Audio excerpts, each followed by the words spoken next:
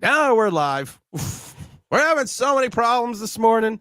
Technical difficulties, because you know why? It's the final game of this season, of this mess, of this madhouse. So you need to have some kind of technical difficulties. You don't want to make it all easy peasy for everyone. Sparkle to any design with glitters. God, everything's going on today, but it's one of those things. It's one of those days. It's just we're just having a moment here in Giant Land. This season is ending, rightfully so. Merciful. I mean, it's been a ride. You've had mainly ups. You've had not that many. We mainly had no ups, but we've also mainly had a lot of downs. We had a short 3-game stretch with Top Gun Tommy going out there and screwing up our draft status. You watch CJ Stroud, then will the Texans teams into the playoffs. What is it? Jackson checking in from Jamesburg, Pennsylvania, Jamesburg, PA. We got Still says, have some pride today, GMEN. Mr. Cormack says, what's up? So we need some pride. We need something. Make sure you hit the like button when you come into the chat. We need something. We need something to spur this into the 2024 season. We need something that can help us get some kind of thought process that there is hope for this organization. There's hope for this franchise. Mr. Weaver says, Tim, what's going on? Thank God it's over. I'd rather make the playoffs than make it knowing we aren't going anywhere. We're not going anywhere. We're not going anywhere at all. And like I said, that one guy said after watching Stroud, every Giant fan should want a new quarterback. I said that. I watched that entire game and seeing CJ Stroud play. When they drafted him, we were actually at the Giant draft party. When the Texans drafted CJ Stroud, and we had Dom, we had Pest the analyst, of course, who passed away last year, RIP Pest. We also had Big R0B man in the boards, and we talked about CJ Stroud, and we were talking about the fact that he could literally help turn this franchise around in a short period of time. It could take, it could take the sting out of the Texans not having not having such a why am I so low now? Everything's going crazy today. It could take the sting out of it for the Texans. It really could. And it did. It helped move them through the franchise. It helped them go forward. It just helped them in general. And that's the thing you need to look at. It helped them become a better franchise quickly. And you hope that's what the Giants were going to become. That's what you're hoping the Giants were going to do. You're hoping the Giants were going to give Daniel Jones that big contract. And you hope the Giants were going to move forward in some way, in some thought process, in regards to something and move forward. Because you give a guy $160 million, yeah, 90 is only guaranteed. But the thought process was always this. He was going to be the guy. And then most franchises after 2 years, if you're not the guy, you're not the guy. They move on, they get someone else. We're going to go into year 6 with a guy taking up $68 million of our cap space, with a guy basically almost 18% of our salary cap.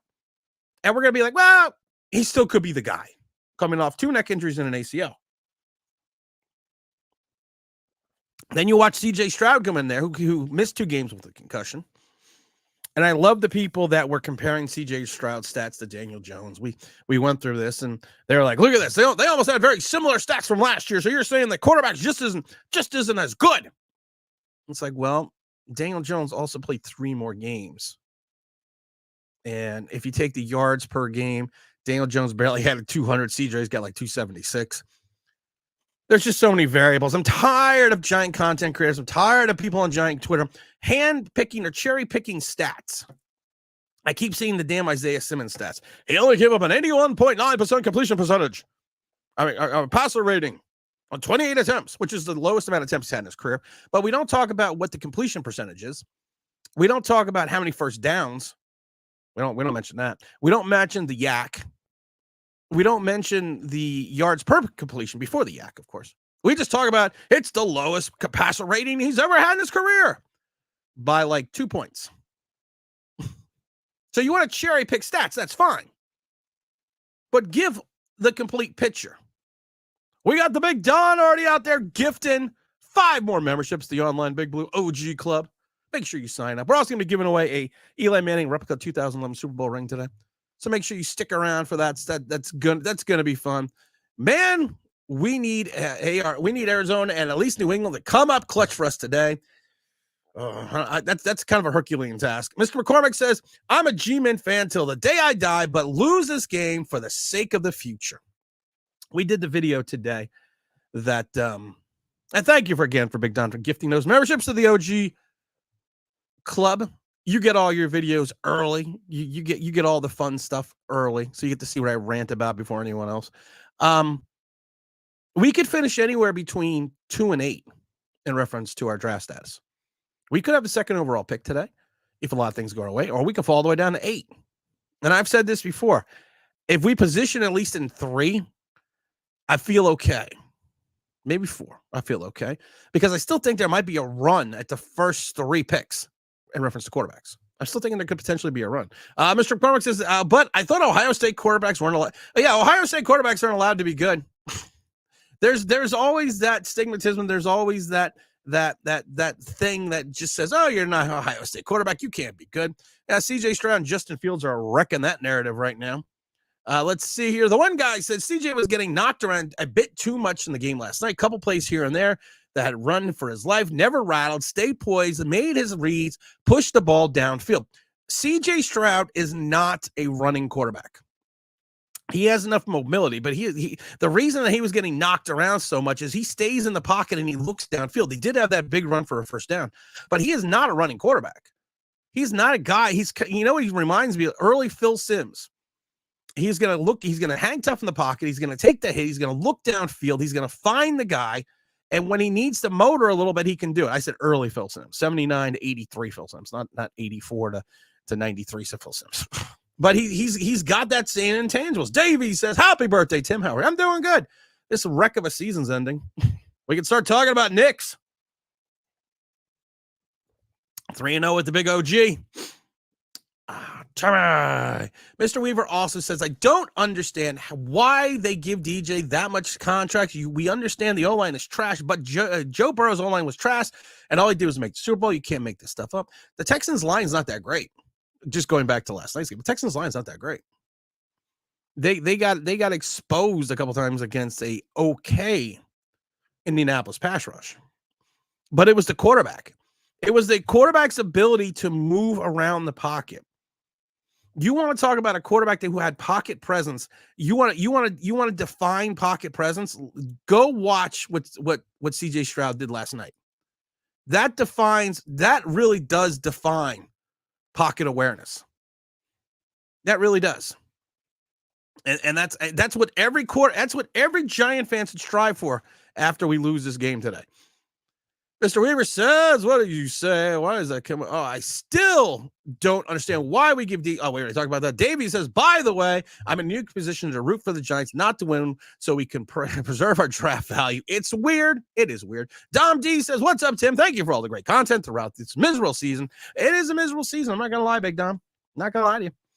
It's going to be a miserable offseason too, because this salary cap situation that people think is just so wonderful is just not there. And we did a video kind of explaining it, what the Giants' issues are going to be, and we're going to talk a lot. We got you know what's so you know what I love the offseason though, because you don't have to talk about games. You don't have to talk about garbage wins, players that have moments that then all of a sudden you go on Twitter and it's just oh, this guy is the greatest thing since sliced bread. You don't have to go through that crap anymore. You can actually make this is what the offseason separates the men from the boys. You have to make content. And some people just stop making content. I just push forward. Sometimes I do daily content during the offseason because there's so much to talk about. And there's so many different nuances. So I'm excited about the offseason. Big Don says, good morning, Tim. Good morning, family. Spike that like. Oh, I like that, Jeff. That's the new thing. Spike the like. I mean, at least New England. Yeah, New England. I feel Arizona will look like MHG. Yeah, New England, maybe we get something out of New England today. Davey says, if you make me a Giant quarterback, I will deliver a loss guarantee. You know what? I just have this feeling that, like I said, I just have a feeling we're going to screw up and win. We have the big old super chats coming in for Mr. Demons 222. I wouldn't mind trading for Justin Fields in the 3rd pick. I've said this before. If they made, here's the thing that's really going to screw up this draft a little bit. I don't think Chicago's taking a quarterback. I think Chicago has a quarterback. which is weird. Chicago has really cemented themselves in a team on the rise this second half. And anyone that knows football kept in, and we've said it on this channel a million times, we told people, don't sleep on Chicago in the second half. They have this young team that was being built that all of a sudden you could see was starting to gain. Starting to gain momentum, starting to get better. And then when Justin Fields started getting a little bit better and a little bit better and a little bit better, they are a force. If they would have figured it out a little bit earlier, I'd tell you, yikes. But I would take Justin Fields. I would trade Justin Fields. I would give, I would give probably a 3rd and a 5 and a 7 for Justin. Preserve if I'm picking at least 4 or 5, preserve that. To then maybe go out and get a offensive lineman, another offensive lineman, another offensive lineman, and another offensive lineman, and another offensive lineman, and a wide receiver. Guilty says, I love the offseason because we can't lose games that we don't have to watch DJ. Hey-oh. Big old Matthew says, what would the Giants' thing to do with Stanley? Screw up the draft. Screw up the wrong guys here. Anyways, we got big old Chris in the chat saying, good morning, Tim. Waiting for my wife to get moving so we can go to FedEx Field. She's a Commanders fan, and we relatively live close, hoping the Giants to win. Well, I'm sorry your wife is a Commanders fan, and I'm sorry you have to go to FedEx Field. Actually, FedEx Field is nice. RFK was a dump. FedEx Field is actually kind of nice.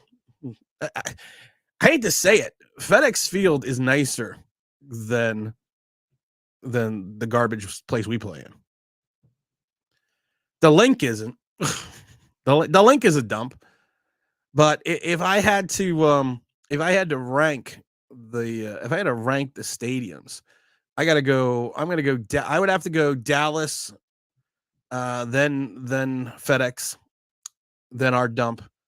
And then Lincoln Financial Field. We got Big James saying good morning. Hit the like button. Salute to the chat. The one guy also says, if we can't get one of the top guys in the draft, I'm down with Justin Fields. You want to give me Justin Fields, I'm fine with that. You just have to be understanding that Daniel Jones, no matter what you do, is going to be on this roster next year.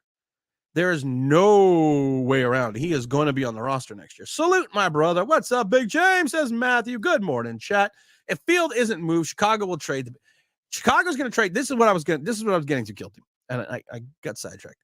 Chicago's going to trade the pick. Chicago will try to get a king's ransom for this pick, and they're going to keep their quarterback. They're going to probably, if I was Chicago, I wouldn't move out of the top 10. I would keep my quarterback. I would probably get Chicago needs offensive linemen. I love it because you talk about the Giants having a bad offensive line. Chicago's offensive line is not that great. The only difference is you have Justin Fields running for his life, and he can motor. He is a running quarterback. He is not a quarterback who runs. There's a difference. We talked about that. We're not going to get into that. We talked about this a million times. So Chicago is Chicago's going to be dangerous next year.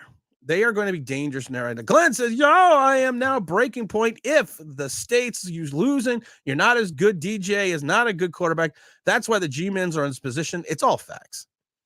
I love it because you have people that, and I love it because it's Carl Banks now, who's calling Twitter toxic because of the fact that, and I have no problem with Sterling Shepard. Sterling Shepard was a good Giant. Sterling Shepard was a good player.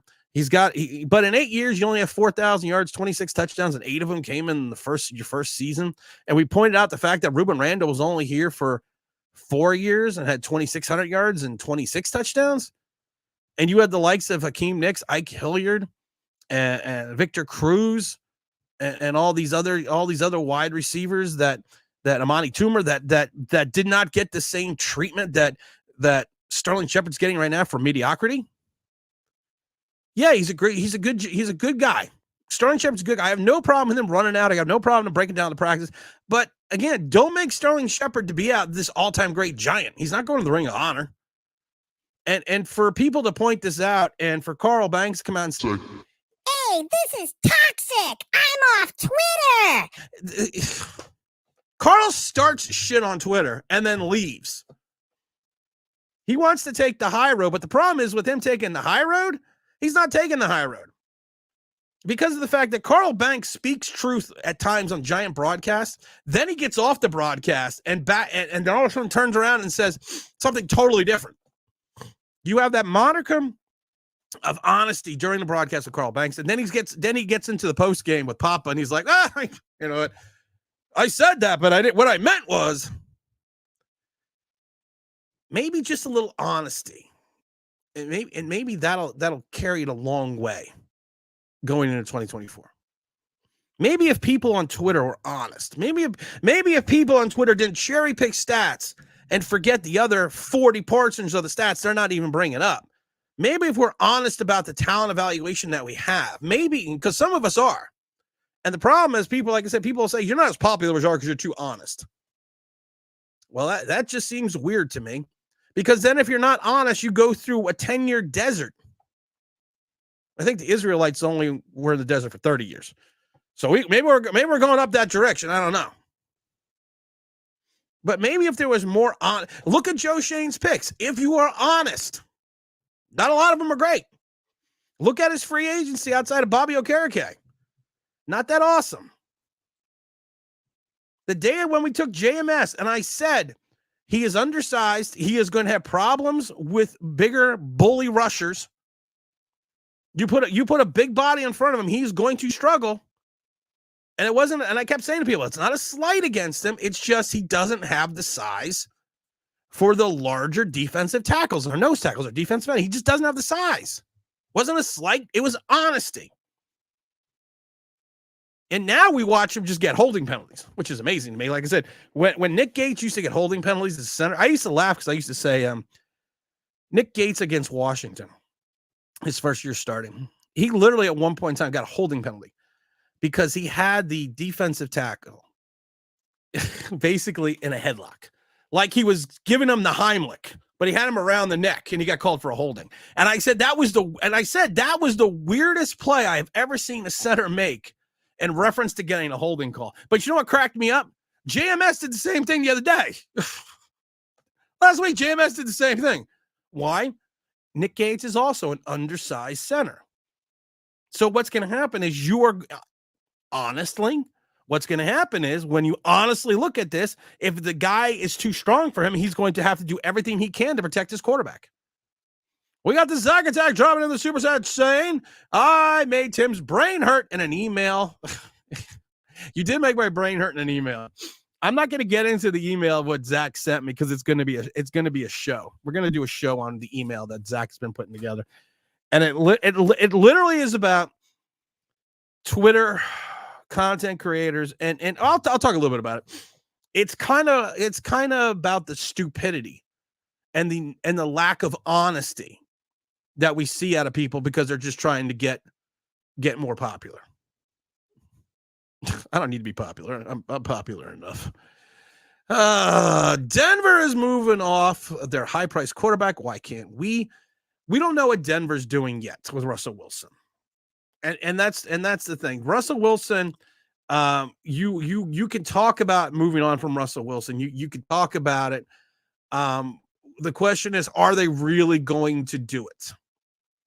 That's the big question, because right now they would have in 2024 of Russell Wilson, they would have an $85 million dead cap hit.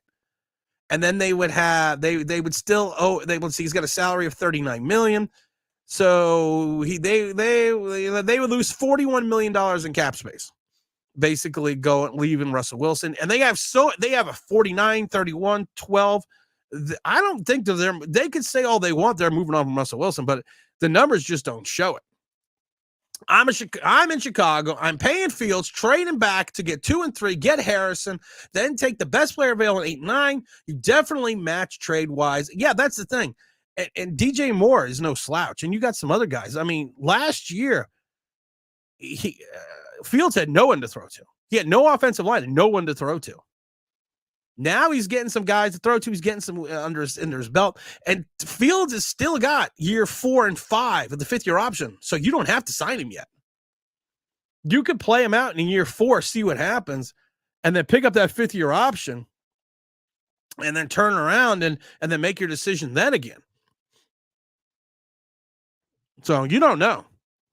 Stanley says, hey, Tim, I think the Giants might not draft a quarterback, and they're going in the offseason. They have to go in the offseason with Daniel Jones. Daniel Jones, $68 million.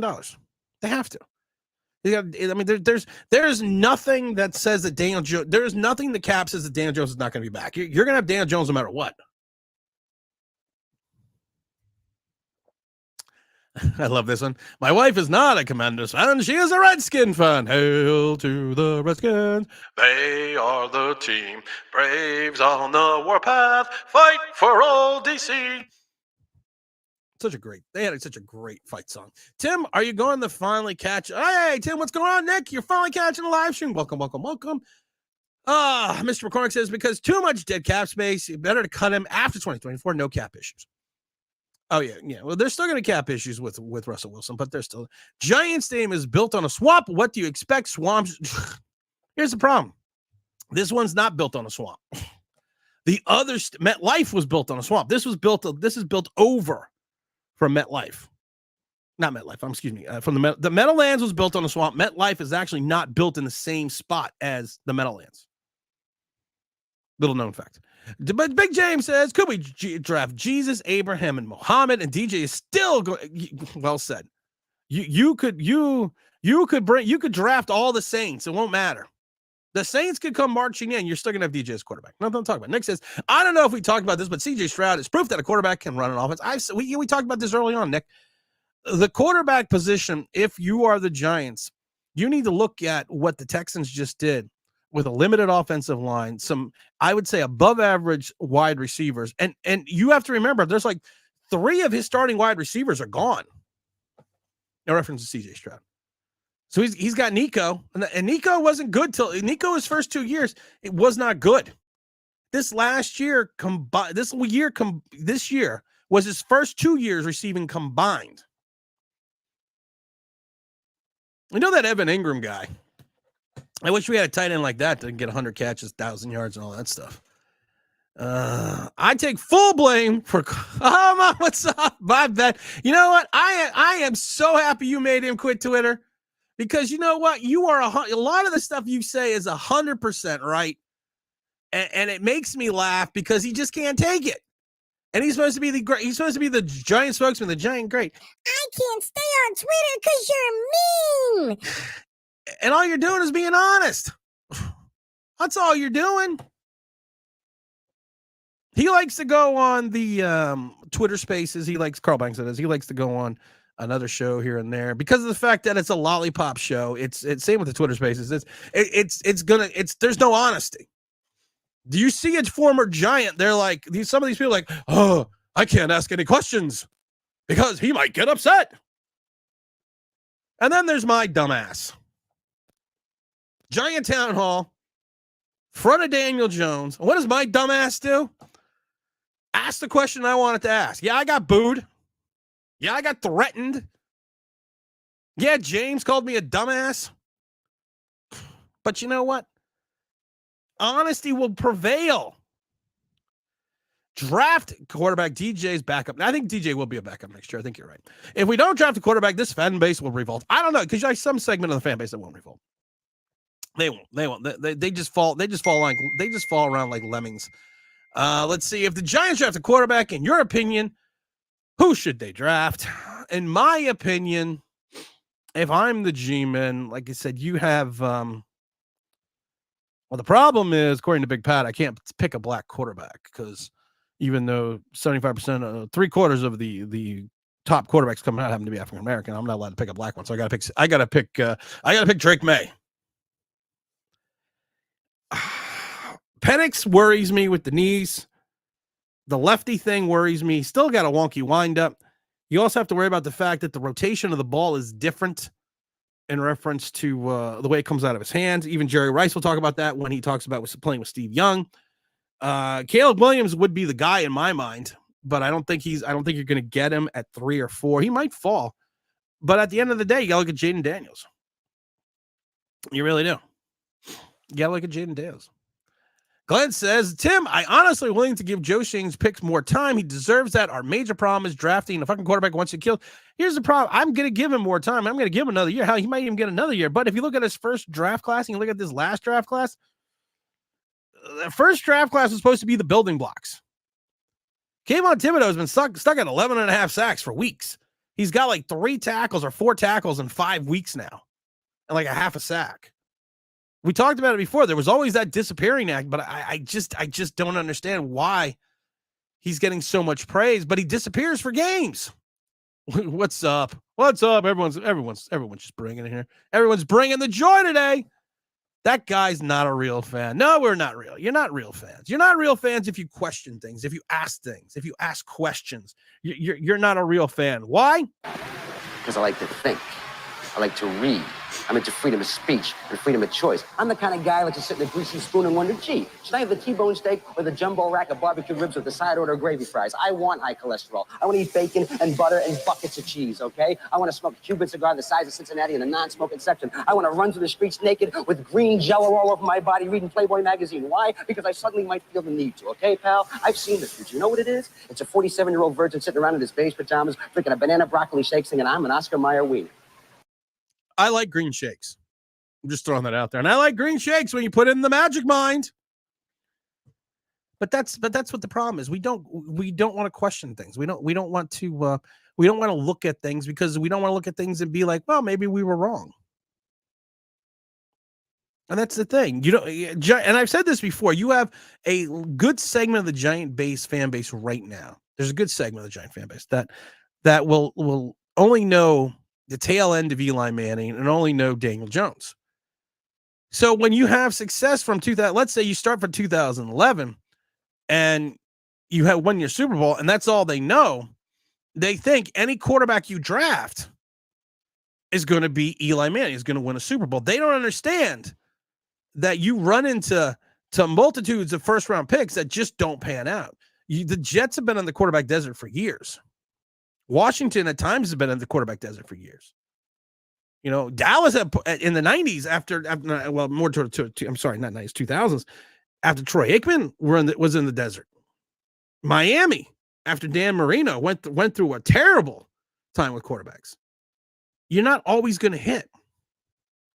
Giant fans got spoiled, and older fans such as myself got spoiled because you had Phil Simms, then you had a little bit of a dearth, then you had Kerry Collins, then you had a couple seasons of another dearth, and then you had Eli Manning.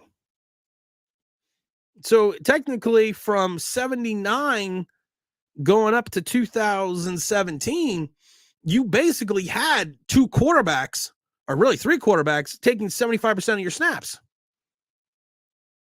So think about it, from 79 to 2017, you basically started 2017, you basically had three quarterbacks. You had garbage guys in between with Dave Brown and Kent Graham and Danny Cannell and Kurt Warner and everybody else. But you basically had three guys. That's unheard of. I always go back and look at Pittsburgh. Look at Pittsburgh after Terry Bradshaw. Mark Malone, Todd Blackledge at one point in time. You had the great Tommy Maddox for one season. You go through these quarterback deserts sometimes. So I think the problem is they are so used to this that they just feel, oh, you draft the quarterback, he's automatically going to be Eli Manning. He looks like Eli, talks like Eli. You know what they say? Looks like a duck, walks like a duck. Sometimes it's not a duck. Sometimes it's a goose. Nick says, I feel Mara will get the way. What is Mara going to get the way? Will get it the way of letting them draft in a quarterback. I agree. The Giants have a problem realizing they made a mistake, and that's okay. The Giants take forever to realize they make a mistake. I laugh because back in the day, and people don't like to talk about this, and Carl Banks is actually one of these players. Back in the day, the Giants used to get rid of guys. Back in the 80s and 90s with George Young. Lawrence Taylor, they knew it was time. Phil Simms went to a Pro Bowl, had a torn labrum in his shoulder, and they got rid of him. Mark Bavaro, they dumped because of the fact that they felt the knee wasn't going to hold up and let him go over to Philadelphia. They thought Carl Banks was washed up, and he went to Cleveland and he went to Washington. Same thing with Leonard Marshall, Jim Burt. Guys would no longer meet a criteria in reference to their ability to play in the Giants' mind, and they would get rid of them. And you got rid of all-time great Giants. Now it's like, well, we're not going to know what to do with Daniel Jones at least until year 7. Mr. Dean says with the big old super chat, McCree, McKenzie, Mr. Schubert, Deal, Sean O'Hara, Sneed, Booth, I forgot Beatty, Stacey Andrews, and Mike Petrus, low rounds and undrafted second round chips.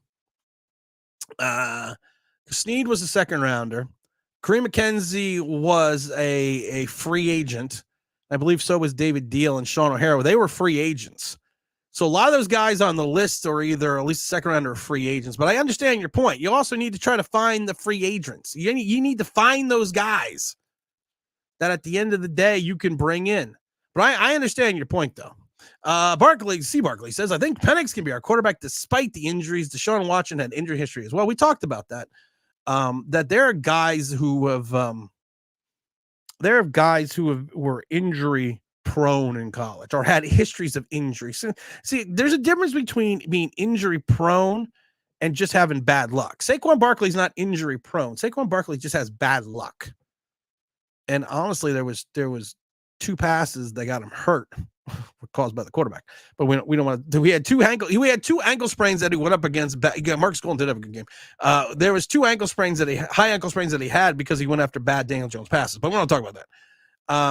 And I've said this before. There are guys that have had issues staying healthy in college, but then come into the pros and never have an issue again. So there's always a potential for that. Jeff Newman says, you can dump players when you draft well and you have the guys coming in behind them.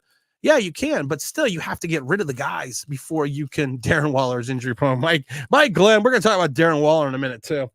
That's everyone knows Darren Waller. Everyone knows the Waller is my favorite subject. And we did get 2 championships. You're 100% correct.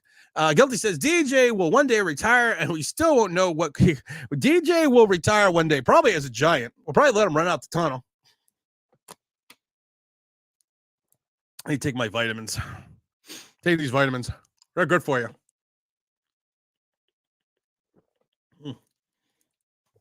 Marcus Golden, a.k.a. Kayvon Thibodeau, had a good game. He had a big sack yesterday.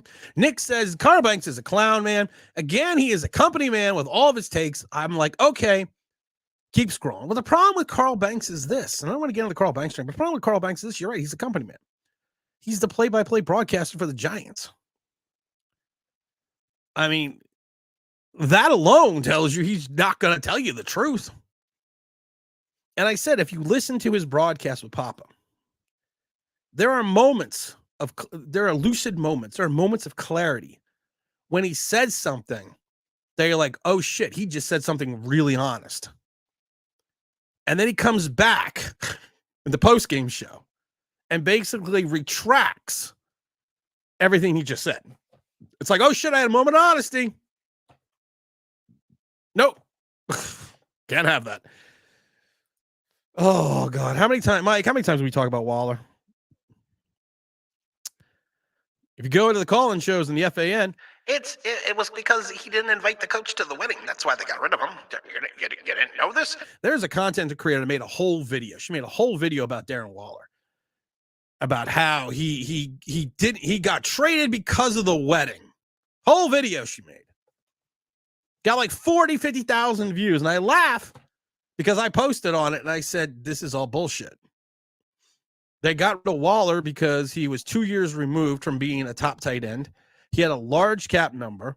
They moved on from Derek Carr. They knew that once you've had this hamstring, he's on the wrong side of 30, and he's going to continue to have hamstring issues. And they took what they could get for the Giants, and they were happy about it. That's what happened with Darren Waller. Nothing to do with the fucking wedding. They just knew the talent wasn't there. That has gone downhill. He was destructive force. He was going to come in and be Kroll the Destroyer. Yeah, well, some of us said some things and people were like, so, yeah, you're just being Captain Negative. Okay, it's the end of the season. Heart of the Giants, Penix. So I wouldn't have a problem with Penix. If you took Penix around 5, I wouldn't have a problem with Penix. I just, like I said, it's going to be a little bit difficult for transition with a left-handed quarterback. But you know what the thing is this? You really don't have any wide receivers you really want to keep. So you probably want to bring some guys in, and then you can work on the training camp, learning how to follow the rotation of a left-handed passer. So Kayvon Thibodeau, I love this one because Zach is right. Kayvon Thibodeau has the lowest pass rush win rate. Zach, do you have that rate? Because that's a great point. Because like I said, people want to talk about stats. People want to talk about the 11.5 sacks. But Zach is 100% right. He has the lowest pass rush win ratio. Kayvon Thibodeau's. Flash says, Flash, king of the impossible. Hey, Tim, how do you feel about J.J. McCarthy? I still think he's a game manager. I worry that McCarthy is going to just be what he is. You know what McCarthy, who he reminds me of? He reminds me of Jim Harbaugh.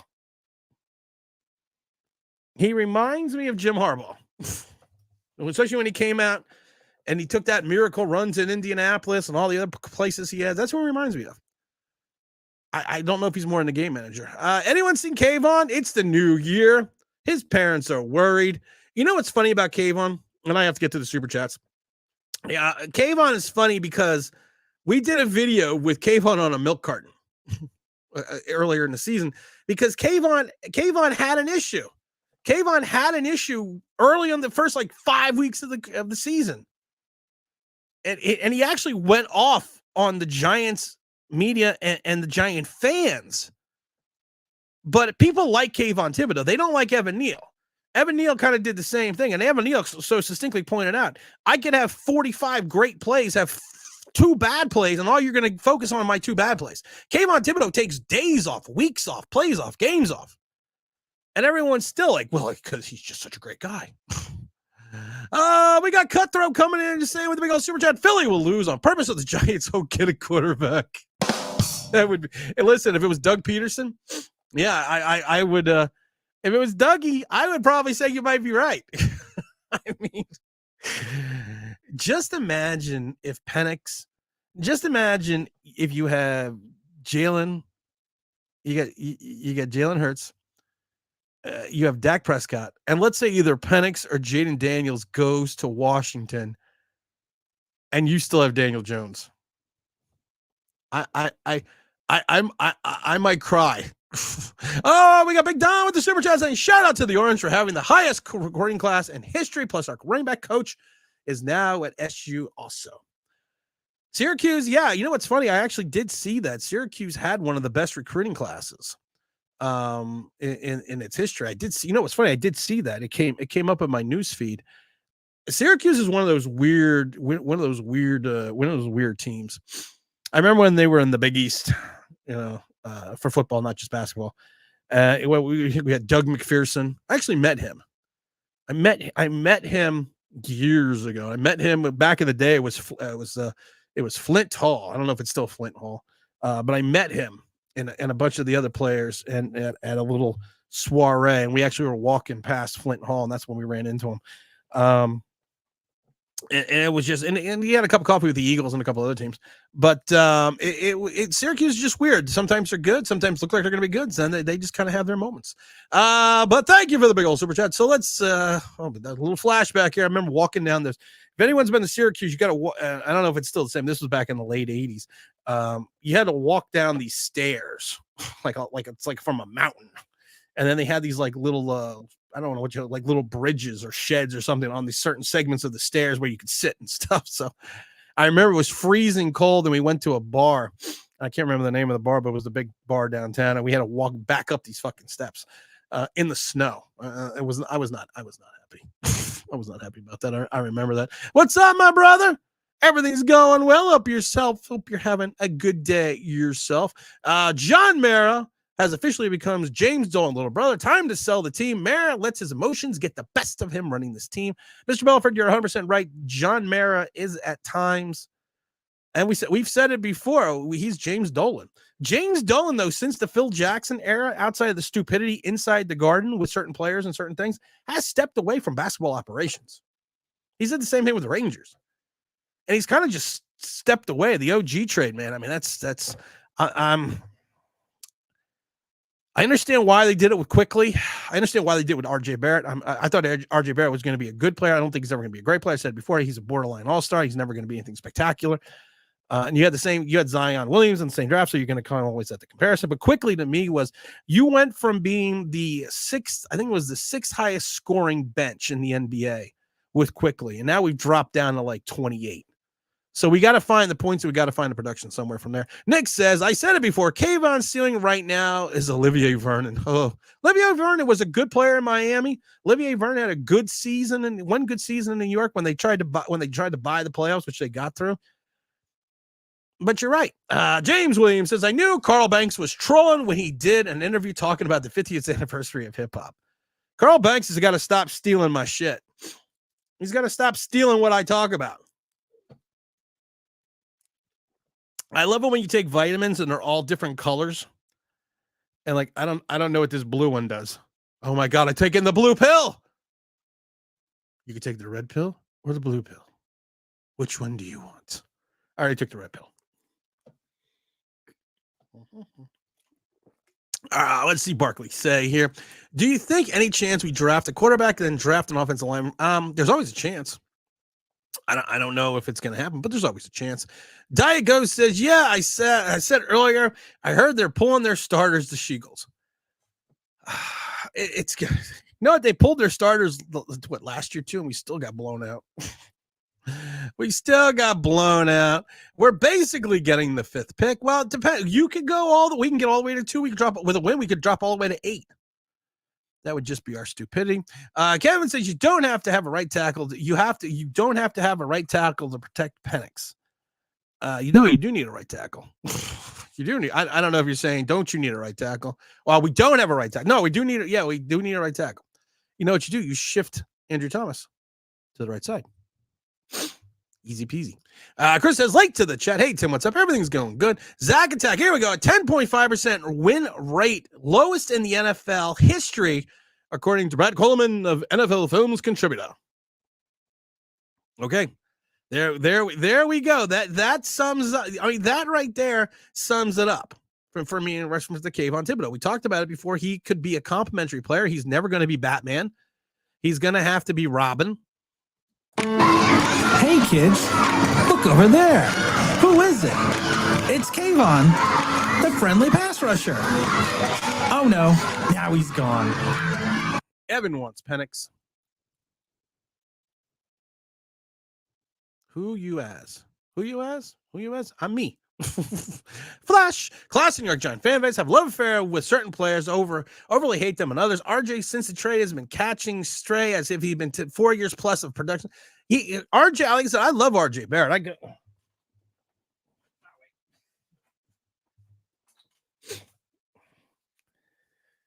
There we go. There's my RJ Barrett jersey. I loved RJ Barrett. I still do. He's been playing okay. You know what? Quickly's been playing like garbage in Toronto. RJ's been playing like RJ, but he's a role player. He's an ancillary player. He's a third, fourth option. That's all he is, and that's what you need to treat him as. And he's still a guy that can give you 25 points on certain nights. He can give you 30, but then some nights come up with 6. You have to deal with his. You got to deal with his ups and downs. Who do you want a quarterback, Tim? I want Caleb. But like I said, according to Big Packet, I'm not allowed to pick a black quarterback, even though 3/4 of the quarterbacks coming out in this draft are African American. But I would. If in an ideal world, I would want Williams. I don't want Drake May. Drake May is Daniel Jones 2.0, Eli 3.0. I think McCarthy is a game manager. I like Jaden Daniels. I like Jaden Daniels more and more, but if you have it would be a tough call between Penix and Daniels. It really would be if you think about it. If you're going to go with, I think if you're going to go with a little bit higher of an upside and more of an immediate impact, you're going to go with Penix. If you're going to look at someone that could potentially turn into something special in 3 years, you're going to go with Daniels. All right. The blue vitamin makes you pee turn blue. No, it didn't make my pee turn. Hey, Douglas. Hey, Tim, ready to win or lose? Probably lose. I'm not hoping that we lose, but what is the Philadelphia Eagles playoffs right now? I mean, what is their where are they at here? What's the Zag Attack? You're out there. What's the Philadelphia Eagles ranking right now in reference to where they are on the playoffs? And what happens if they win today? Playoffs 2024. Can they let's see here. Breaking down here we go. Seeding scenario is the 2024 bracket against the Eagles. Let's see here. Even with 3-game losing streak, every time opportunity to win. Eagles currently hold the 5th seed, and they will stay there unless they beat the Giants and the Cowboys lose. The Commanders of Cowboys is forced in a massive favorite. So to think the Eagles have won the NFC at point, the division title would be guaranteed the 2 seed for the Eagles. The Eagles cannot host a wild card game if they don't win the division. Landing in the 5 seed would mean the Eagles will have to travel. You know what? Eagles need to win today. If the Eagles do not win today, okay, the Eagles have to win and Dallas has to lose. If the Eagles lose and Dallas wins, they would travel to face the winner of the NFC South on Wild Card Weekend. The Buccaneers currently lead the NFC South, even though the Saints and the Falcons remain in contention. A Cowboy win on Eagle loss ensures the Eagles' path to the Super Bowl requires a more heavy lifting as it did last year. They need to. The Eagles need to win. Nick Sirianni asked if he's considering sitting his starters. It's depending on this weekend. Depends on the Cowboys' results. We're going to do everything we can do to win to go. Can't control. So basically, Sirianni is saying this: if the Eagles, because they're playing at 4:00, if the Cowboys lose, the Eagles need to win. So I mean that's just skinny of it. Hey, dude, I stopped by to tell you that your Giants suck. That's all I want to say. Have a good day. Well, thank you. We know the Giants suck. Thank you, Turbo Duran. Turbo Duran is a part of Roberto Duran. Sorry, I'm late, says OGR. Shoveling snow. Let's go, GMEN. Yeah, I shoveled snow this morning, and then we're gonna have. And we're supposed to have some rain, and we got more snow now. So I was up at 8 shoveling snow. It's no fun, OGR. I got a kid that was still in bed who should be shoveling the snow. But salute to OGR. Stu says last 3 years terrible drafting by the Giants. You are right. Tim says big old James. The only problem with RJ Barrett, he's still going left. You know, it's funny. We talked about that. RJ Barrett for a period of time this season was actually attacking the basket using his left and his right hand, which was kind of surprising. Hirsch for real is in his house. Zach Attack says the 5th seed. So basically what has to happen is Dallas has to lose. If Dallas loses to Washington, then the Eagles need to win. If Dallas wins, the Eagles are stuck in the 5th seed and they're going to go to the NFC South. So, okay, so we got that figured out now. Well, they could draft Daniels and sit him on the bench, let him develop. You know, it's funny. This isn't like there's certain quarterbacks I think you need to sit a year. Patrick Mahomes did it for most of the year. There's certain quarterbacks I think you just need to play. And I think Jaden Daniels, Caleb Williams, Michael Penix, I think those are guys you just need to play. Jaden has the highest ceiling of any quarterback in the draft. I believe he has the highest ceiling, but if you're looking at someone that's the most pro-ready that still has a high ceiling, and you have a choice between him and Penix, it's probably going to be Penix. But again, like I said, long-term viability, you're probably looking at Daniels. At the end of the day, I would be sitting there looking at Caleb Williams. They need the Cowboys to lose. They need to lose the 1:00 game. So I'm assuming the Cowboys play at 1. James says, I want to fight that guy for you. He's lucky. I don't know where he is. And I'm black, so it probably say it's a black on black crime. Oh, James, this is why I love you, brother. Zach Attack, even though you never call. Zach Attack says both games at 4:25. So both games at 4:25. So Philadelphia's going to have to play their starters.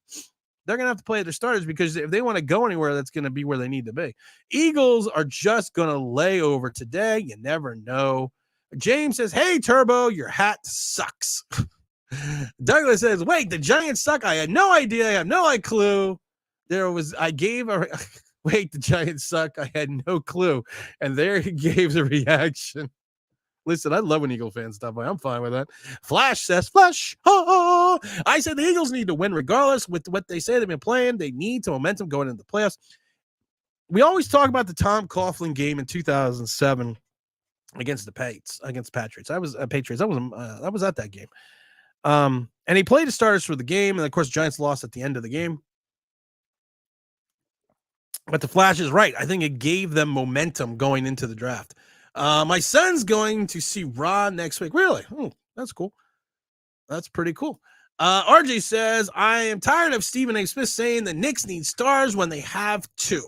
I like what the Knicks are doing. I want to make this about Knicks because we're going to actually have a whole bunch of Knicks videos and content coming out after this season for the Giants. But I will tell you this. The combination of RJ Barrett and Jalen Brunson with ancillary players like either Josh Hart or OG or once you get your center. Hartenstein's had 20 rebounds the other day. That gives you, I think it gives you more continuity with those guys in reference to scoring options. And what I mean basically is the fact that, sometimes you got into a little bit of a glut with RJ and the three. I don't think you need another, I don't really think you need another big time score. I think you need more, like I said, I think you need more competitive pieces. I think you need more ancillary pieces. I think you need more second tier pieces. And I think that's what they're doing. So I'm fine with that. Knicks was good. Hakeem was good. Cowboys play at 425. Thank you, Nick. I wasn't sure of that. Daniel Size scares me, especially with the offensive line in our division. But maybe he's wiry. I always think of the replacements with the Keanu Reeves when they talk about the kicker. He had the Welsh body, and he was wiry. So maybe he's wiry.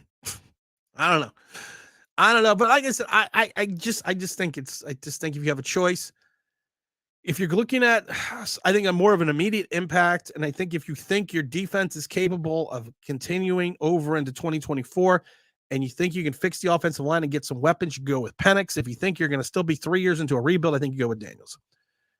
Stu says the best. Sterling was okay. Nothing. Sterling hasn't had a good year since 2020.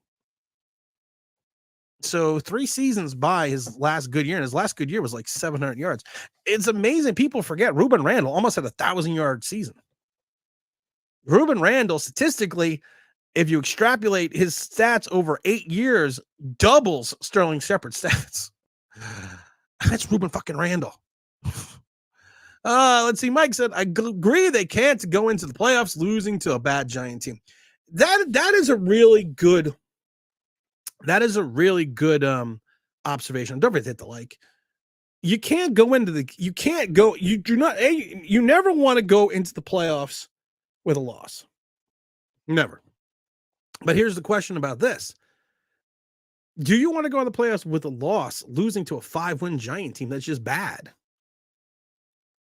I know everyone likes to talk about how well the Giants defensive plays. I know everyone wants to talk about that. And at times and at moments they play well, but I keep pointing things out to people, and and like I said, I always think about it. Maybe I am the crazy one, because if you want to go back to the last preseason game, Giants gave up 32 to the Jets, then 40 to the Cowboys, then 28 to the Cardinals, then 30 to the 49ers, then 24 to Seattle, 31 to the Dolphins. They only gave up 14 and 7 to the Commanders, 13 to the Jets, but then they gave up 30 to the Raiders, 49 to the Cowboys. And then they held the Commanders and the Patriots to 19 and 10, which are bad teams. They still gave up 22 to they gave 22 to the Packers. They gave up 24 and 33 and 26 over the last 3 weeks. So the Giants defense is not this juggernaut that people are making it out to be. If you look at the fact, how many times have the Giants defense given up at least 25 points this season? You're going to look at 1, 2, 3, 4, 5. Let's see, 6, 7, 8, 9, 10, almost 10 times. Giving up at least 24 points. 10 times. 10 times. 10. Uh-oh, I got a text message here. Ooh, that looks good. I like it. Looks good. Ooh, that looks good.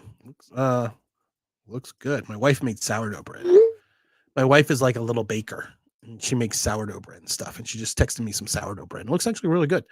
Let's see here. Zacatech says, I want the Giants to beat up on Philly so they go into the playoffs scared with the NFC South. Stevie Nicks is my favorite Nicks.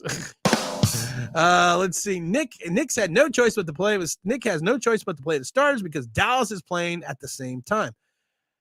Well, you figure going into the third quarter, I'm concerned that they're going to put up like 38 in the first 2 quarters and not have to worry about playing the starters in the second half. Let's see here. Flash says, what Dable has done with our quarterback, I want to see him with an actual quarterback. Dable really hasn't done. If we want to be perfectly honest, Dable hasn't done anything with our quarterback. he made Daniel Jones average. And if you look at it from league averages, he actually made him below average. Tyrod Taylor's Tyrod Taylor because he's what, a 10, 12-year veteran? The wins that Tommy DeVito had were I mean I mean, if you look at the wins that Tom, I'm like I said, if you want to look at the win outside the Packer game, he only put up 10 against the Pats. You know, he had the good game against the Commanders. Packer game, he had all of his yards in the last series, and then he got blown out by the Saints and then got benched. He hasn't really turned something into a juggernaut. And sometimes your quarterback can make you look good because you got Eric Bieniemy. You're sitting near Washington. Go, why the fuck did I leave Patrick Mahomes for this? I know why he did it, because he wanted to see himself.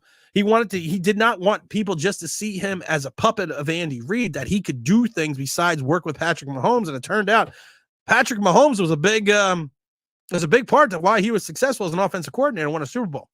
Bill Belichick is still looking for Tom Brady's replacement. You see how important that, see how important that quarterback position is. He's still looking for that disciple, that replacement. So you look at, and then you kind of think, was Brian Daboll, we talked about this before, was Brian Daboll actually a product of Josh Allen and not the other way around? People want to point out the fact that last year Josh Allen had worse stats than he did with Brian Daboll, and it turned out he only had a little bit less passing yards, more touchdowns, like 2 more interceptions. And I think Josh Allen has got some injury issues this year, but he's still going to have over 4,000 yards, 27 touchdowns, over 27 touchdowns, 16 interceptions. I still think he's dealing with some issues physically this year. So, in some regards, is Daboll like Bieniemy? You leave your star quarterback, you go to the desert, and you really haven't done anything. All Daboll did was go 6-2. If we want to be honest, if we want to sit there and look at this from an honest perspective, we don't want to be honest, Tim. Stop it. If you want to just be honest, all Daboll has done in 2 years is go 6-2. What are we since the 6-2 record? How many wins have we had since going 6-2? 8? 8 wins and 1 tie? If we want to be honest. If we don't want to be honest, we can say he's the greatest coach ever. Diet Ghost says Giant defense is more pesky and annoying than anything else. We catch teams on bad days. Yeah, and can we stop with can we stop with the Dane Belton shit, please? Can we just stop? For the love of God. He got gifted 2 interceptions, was in the right place for a fumble, and basically gave up 3 touchdowns. Was in the process of helping give up 3 touchdowns. He's the same Dane Belton that got benched against the Texans 2 years ago. He is only playing because of injury. My wife is the best baker since Steven, the touchdown maker, Baker. Wink has the same old formations like Dexter's 10 years old. Yeah, you're right. I'm not going to get into Wink because I don't think Wink's going to be here next year. For the weeks, I suspect that the Pats will beat the Jets, so I'm happy that the Cardinals beat the Eagles last week, so strength favors the Giants moving up into the draft. Like I said, we could go anywhere from 2nd in the draft to 8. So we got to kind of wait and see what happens there. By the way, they need to keep Wink. I don't know if they're going to keep Wink. Honestly, they're not going to keep Kafka. They're not going to keep Bobby Johnson. They're not going to keep the special teams coach. You're going to have a complete upheaval of this staff next year. And Wink may look for a head coaching job. And Wink I've said this before, it's the dichotomy of the relationship between Wink and Brian Daboll is just weird. You go back to that game where they were having a conversation after when they were leaving the field, having kind of a heated conversation. It's the same heated conversation that didn't happen with Darius Slayton. And they left the field having this conversation, and they probably continued the conversation in the locker room. And then when they came out of the locker room, they were still continuing the conversation.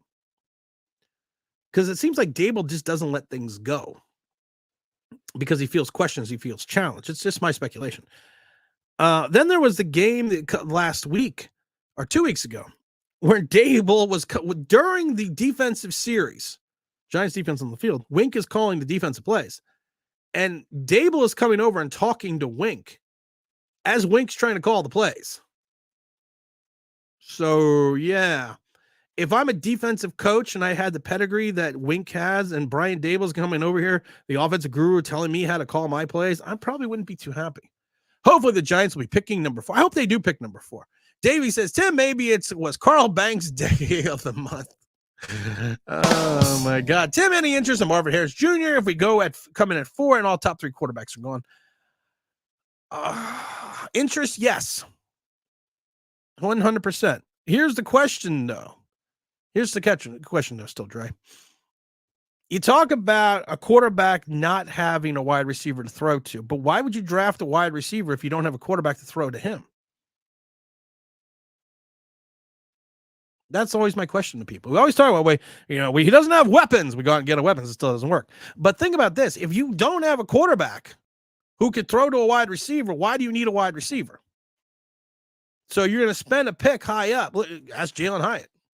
Jalen Hyatt, people are like, well, he doesn't play enough. He's playing over like 58% of the snaps.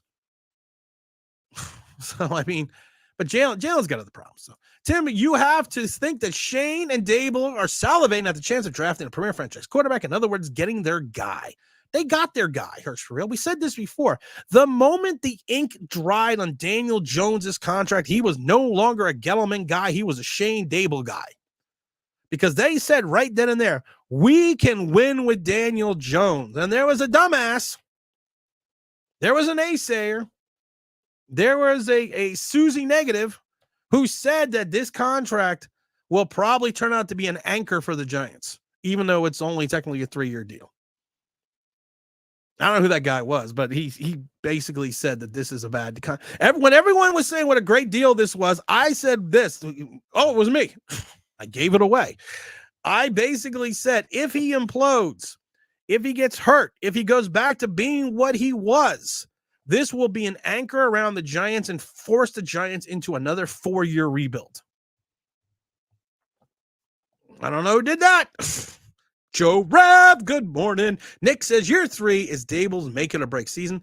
I think this is Dable's make or break year. He's got to show something. He's got to do something. How good does Brian Flores look now? I wanted Brian Flores. I liked what Brian Flores did in Miami. I thought he was a no-nonsense coach in Miami, which kind of got him fired. He kind of reminds me of the Steve Kerr, Mark Jackson, Golden State issue. Mark Jackson built basically the mindset in Golden State. He had all the players and talent. Even Steph Curry came out and said after they won the first championship, a lot of the credit goes to Mark Jackson, but they fired Mark Jackson because he was a little weird, he was a little eccentric, he was a little religious type guy. And then Steve Kerr comes in and starts winning championships, and people are like, oh, look at that. And I think that's kind of what happened in Miami. Miami was built by Brian Flores in some regards, the defense, some other things. He's just kind of a quirky guy, and they got rid of him in Miami. Now the Miami coach is taking all the glory and all the benefits of what Flores built over 3 years. So I kind of wanted a no-nonsense coach, but that's just me. But that's not the modern player. You need to have some feng shui with the modern players.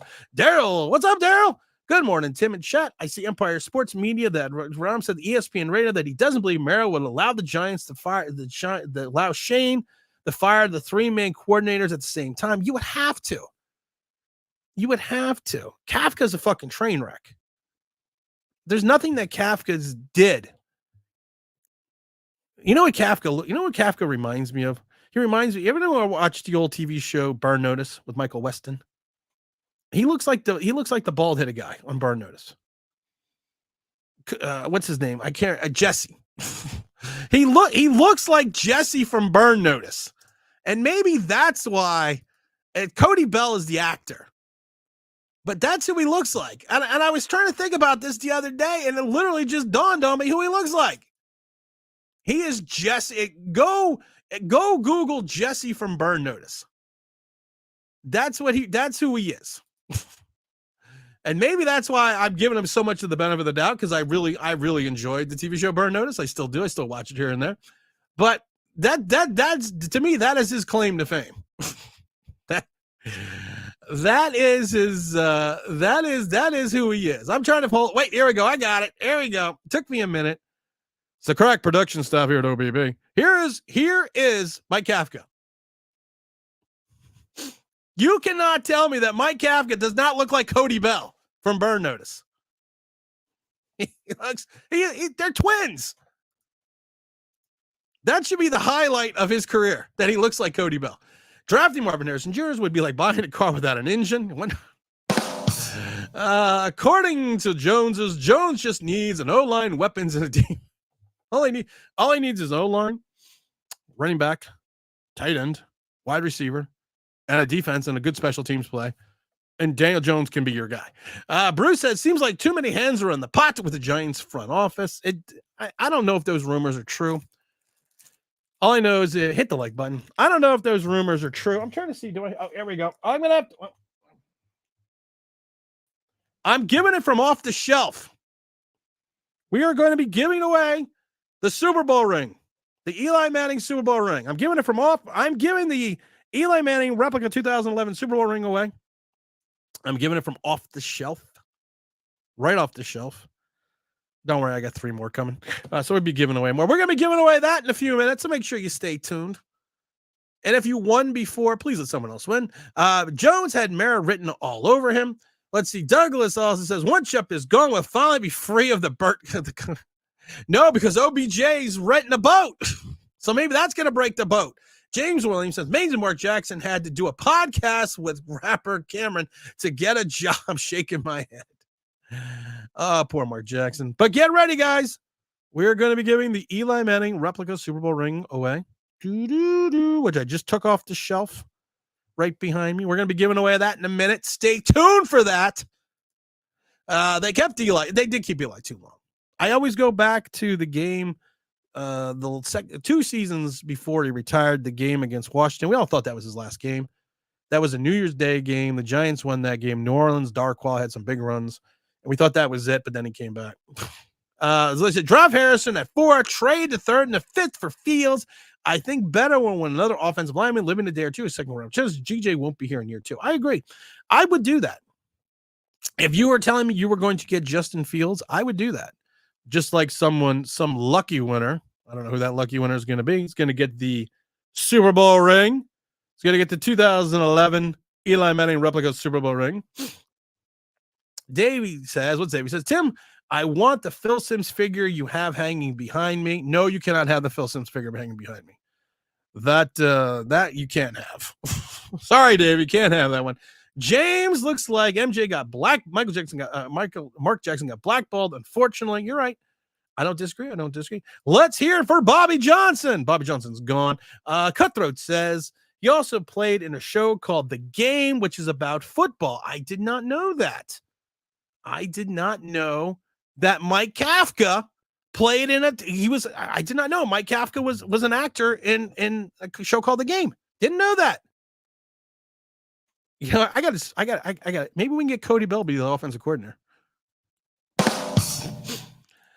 Let's be honest. What do we got? Vinny G is in his house. True story. Let's see here. Terror says Vinny G. I got high hopes coming into the season, but next year I'm gonna be a train wreck. I see it coming.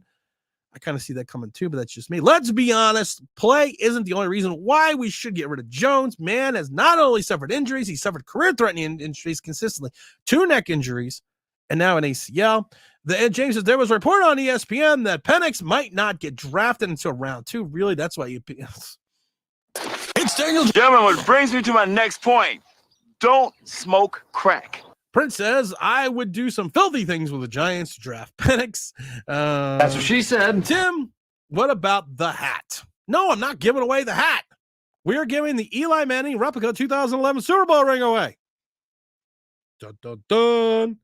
Dun, dun, dun. Look how that ring is beautiful. That ring is beautiful. Davey said, just a reminder, Justin Fields was Jake Fromm's backup at Georgia. That's true. What's up, T-Brad? Let's see. Justin Fields also beat Trevor Lawrence in a bowl game. We got salute to the big T-Brad. All right, so we're ready to give away this ring. We ready to give this ring away? Damn it, I left the magic putty where I can stick things to things. I left it upstairs. Damn it. How should we give this ring away? How should we give this 95 viewers? How many likes? I got no clue how many likes. 96 viewers. I don't know how many likes. Let's see here. We have 34 likes. We should have 40 likes. The ring would look great with the hat. Just saying. No. Hell yeah. Joey said, hey, Tim, FYI, Cam Ward outplayed Penix during the Pac-12 championship. Notre Dame offensive lineman Alt in the first round. Cam Ward in the second or the third. I'm sorry. I gotta go big time. If I'm the Giants, I gotta go big time. Like the big time New York Giants, Eli Manning replica Super Bowl ring. Let's see if that'll. Oh, there we go. That's the ring you're about to win. Whoever can find Casper, aka, we should do a trivia question for this ring. But we should do an online Big Blue trivia question, not a giant trivia question, because the Giants suck. And I'm awesome. So giving away this ring. Let's let the autofocus kick in. Come on, autofocus. Come on, autofocus. Look at that. Look at that ring. That ring is beautiful. Who wants it? Who wants that ring? Good news. There's good news. There's good news. All right. This is going to be an OBB trivia question. I am going to, for the person that gets this question right, you are going to get the Eli Manning replica 2011 Super Bowl ring. And you need the full name of the person. No nicknames, no sound effects, the full name of the person. This is a good question. This is a very, very good question. Here we go. For the Eli Manning replica Super Bowl ring, first person that's name comes up on the timestamp of the chat wins the ring. If you've already won a ring, please let someone else win the ring. We'll give away another one in a few minutes, but we're going to give away this one first. Who? We're going to make, and like I said, get ready. Is everyone's fingers ready? We're ready? We're ready? Oh, we should have countdown music. Let's have some countdown music here for this, because this is big time. Here we go. We're going to do a new window, though. I need countdown music. All right, we are going to get ready to do this, folks. Yeah, he's drawing this out. Of course I am. This is called here we go. This is called drawing it out. Let's get some countdown music here. Are we ready? Here we go. We're going to do game show. I'm going to go to my sound bank, game show music. Here we go. Here we go. Are we ready? Let's see here. Get ready. Oh, here we go. All right. Here we go. 60 seconds on the clock. We have 60 seconds on the clock. Here we go.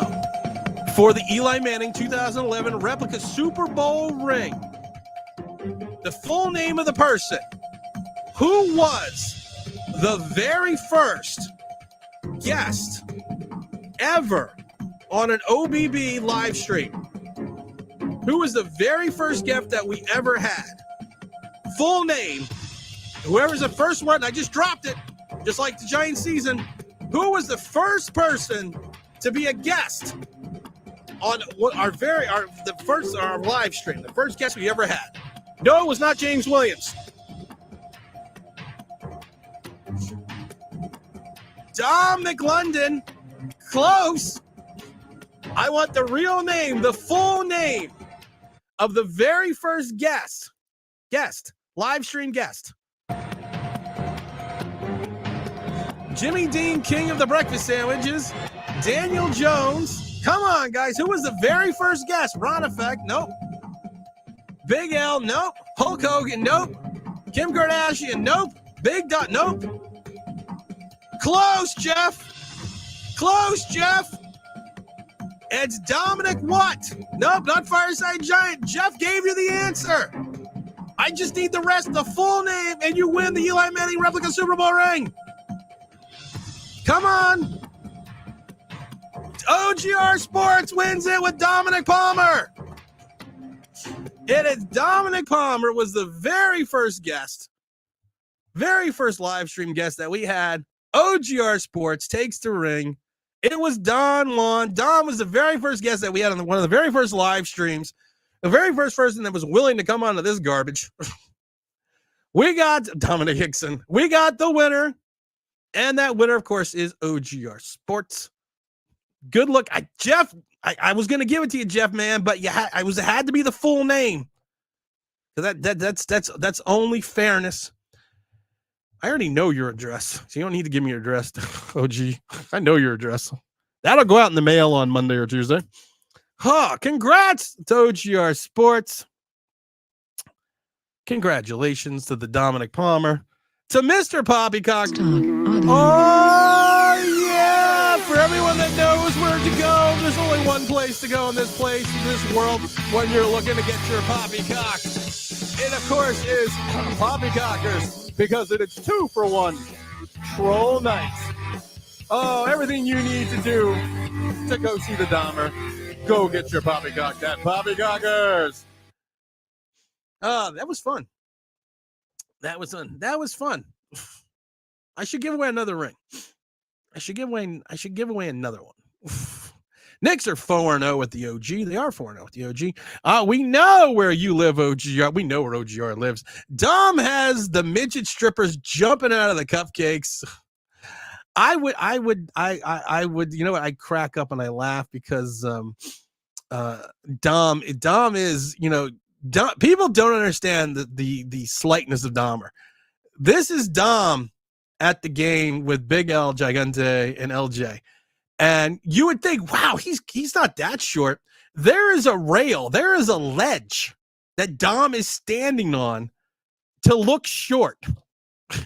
He's actually standing on the ledge to look even taller. If he was not on that ledge, which is about 6 inches, if anyone's been in the coaches club on the sideline, there's like a 6-inch ledge that you could stand on. And Dom is literally standing on that ledge. He's 6 inches taller. And of course, there's the Dahmer when he came to visit me, sitting there wearing the autographed Phil Simms helmet. He's wearing my old college shoulder pads and a game-worn jersey.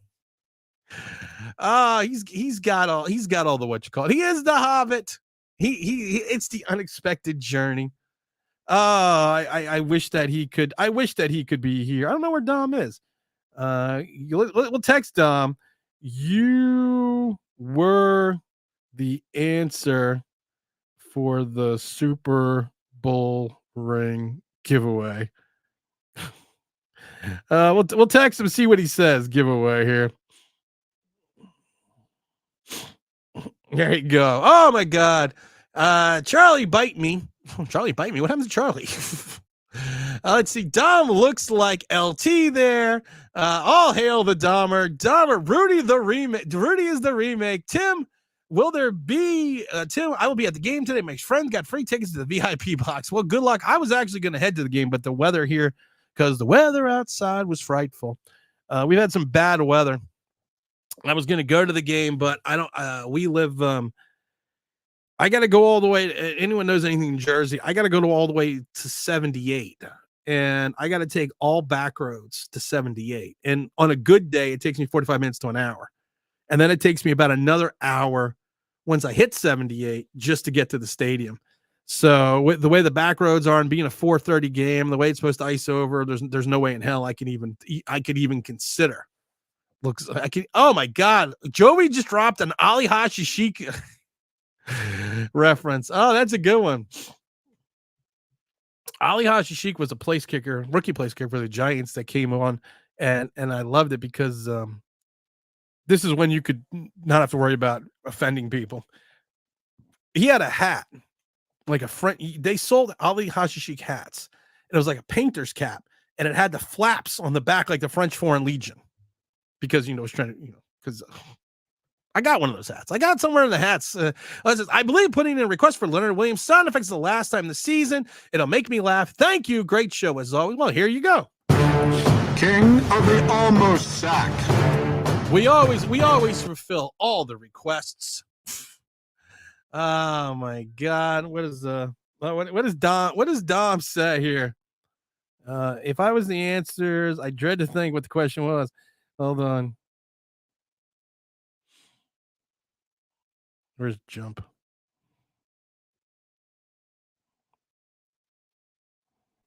Dom was dreading what the question was. We're going to have to give away another ring, I think. I think we're going to have to give away another ring.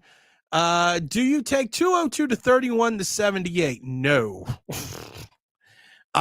Jeff, I literally take all back roads.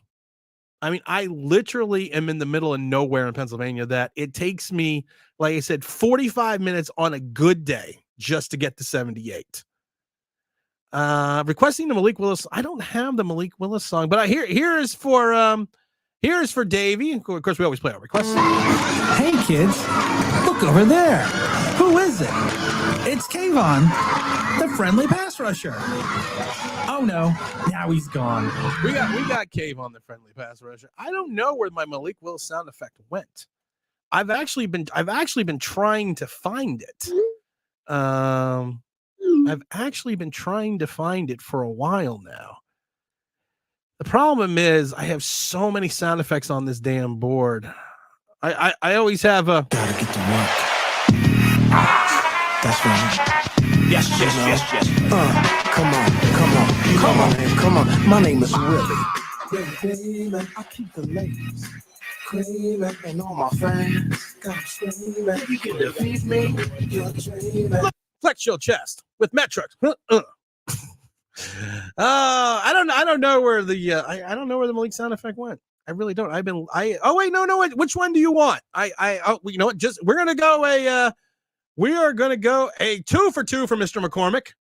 All aboard the Malik Willis Express. Found it. Malik Willis. Bring him the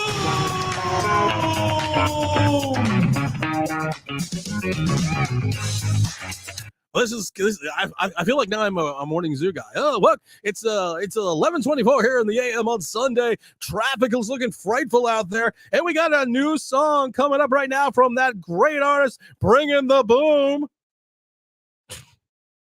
Moet says, was in the Coach Club last week with my son versus the Rams. We had a great time. Coach Club is a great place to go watch a game. Awful here in Connecticut too. The snow is it's still snowing here too. And the Giants just, I just can't do it. Do you think Penix will be a lefty? Will be the only thing about the lefty. The lefty has a different rotation on the spin of the ball, so it's a little bit difficult for some wide receivers to adjust because of the fact that 90% of the population is right-handed. So you have to think of it that way. But if you're drafting a bunch of wide receivers, bringing some guys in, you can work with them from minicamp to help facilitate the process of learning. I mean, Jerry Rice even talked about it with Steve Young. Jerry Rice talked about that going from Montana to Young was different because he was a left-handed quarterback. Tim definitely is in the sticks. I am in the sticks. Tim says this. Tim, I will send you more tweets. Have fun. Thank you, Zach. It's like I'm always going to have fun. Tim, Cam Ward is my Malik Willis of this year's draft. Yeah, I mean, like I said, I got to look into Cam Ward a little bit more. He's been rocking on the charts to keep. We're going to put Cam Ward on my board. I have a board here now. I don't have a board. I'm lying. I just text I just text things to myself.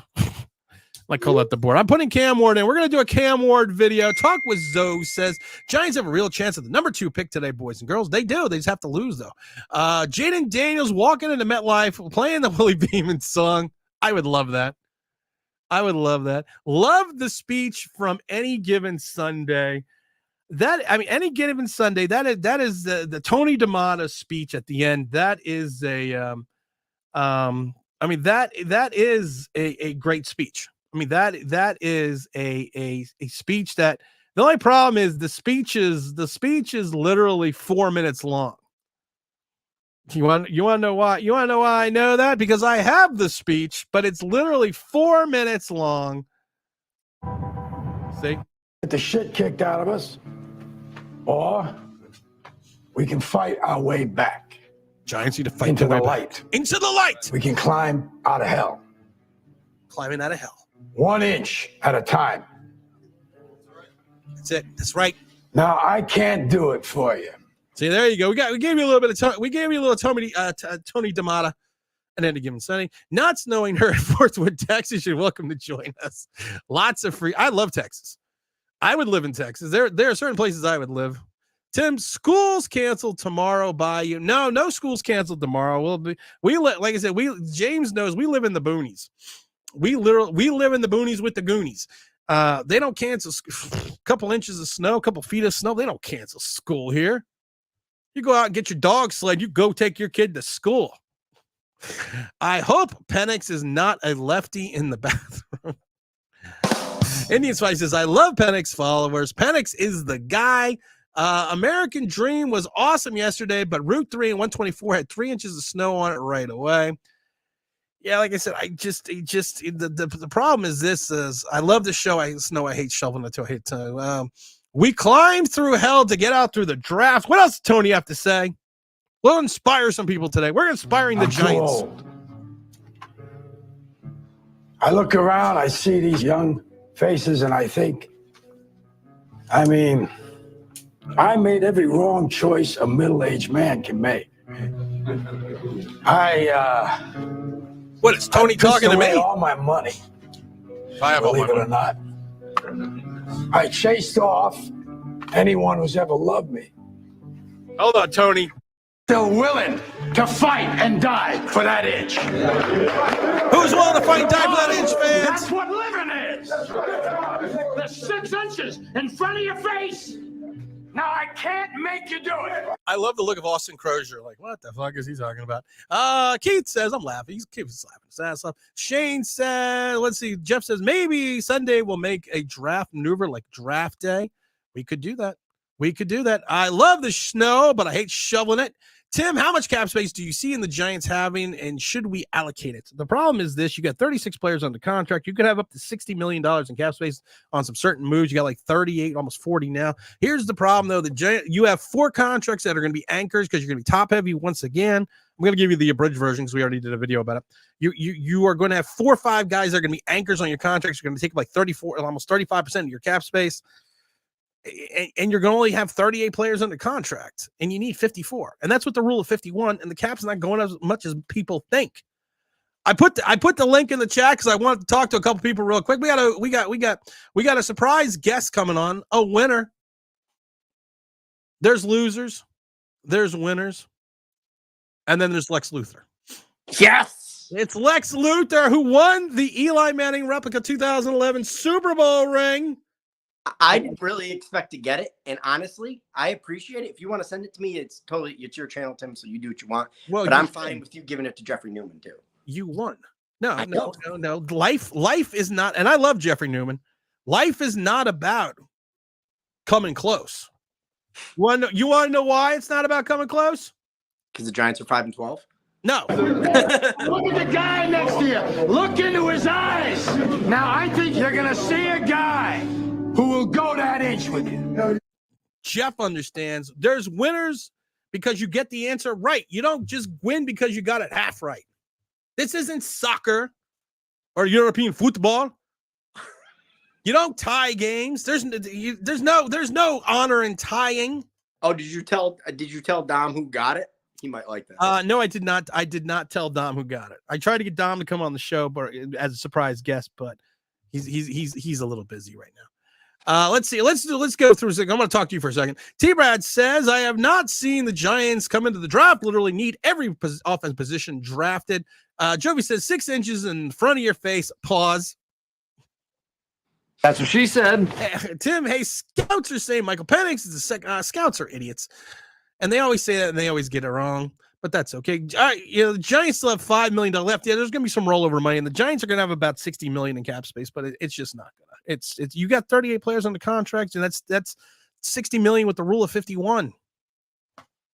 You're top heavy again, and those contracts are going to cause you issues. Technically, Tim, because you have 7 draft picks coming in. Now I know that takes part of the cap, but you can just basically what is it? Between 8 and 12 million to assign your draft picks.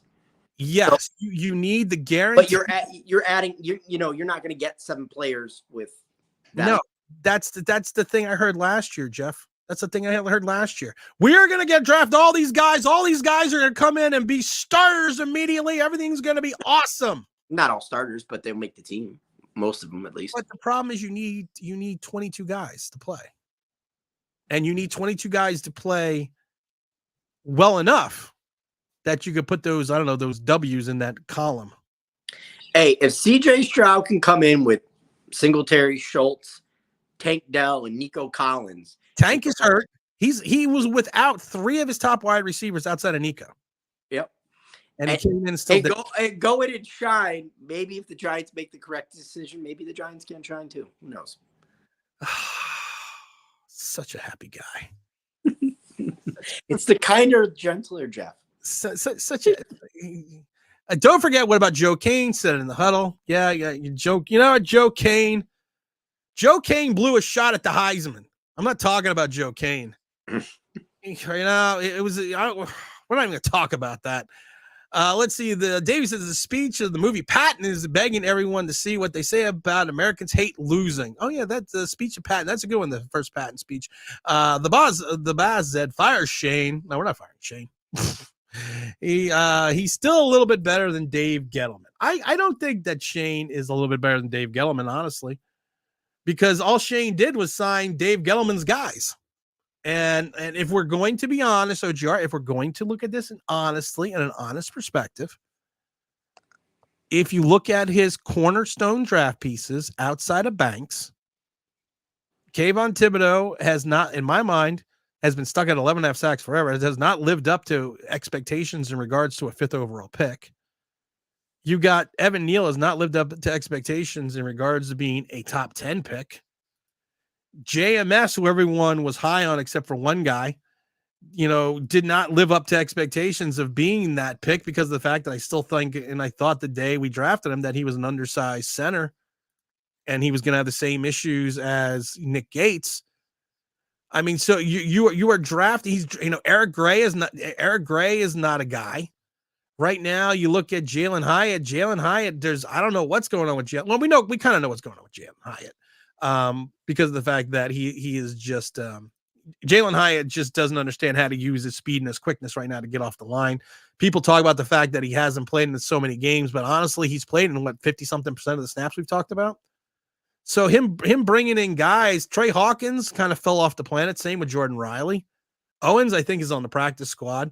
Wan'Dale Robinson needs to be converted to running back.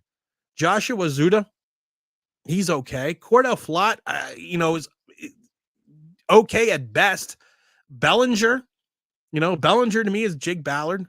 Dane Belton got gifted 3 turnovers, and everyone thinks he is the next, Ken Easley. We don't talk about the 3 touchdowns he gave up that game. McFadden's gotten benched after playing extremely well. DJ Davidson, I still think, has a chance. McKeithen, I think, is not that great. And I think Beavers just got re-signed to the roster. And Joshua Zudu's nothing hot either. No, we mentioned him. We mentioned Azuda. But here's the thing, and the biggest problem to me, and I can see it. Guys, even before maybe the draft, after the draft this year for sure, everybody is on the cusp. A large portion of the Giants fans are on the cusp. Fire Dable, fire Shane. A large portion are. Those words have not been uttered yet, but I can just tell by the sound in people's voice. You can tell just by the actions. They're ready to say it. And my attitude is the one guy that can't be changed is the one that makes decisions at the top. And to me, I'm squarely on John Mara, because at this point, there has been a large trend of the Giants through Jerry Reese, through Dave Gettleman, and now into Joe Shane. Potential of draft picks not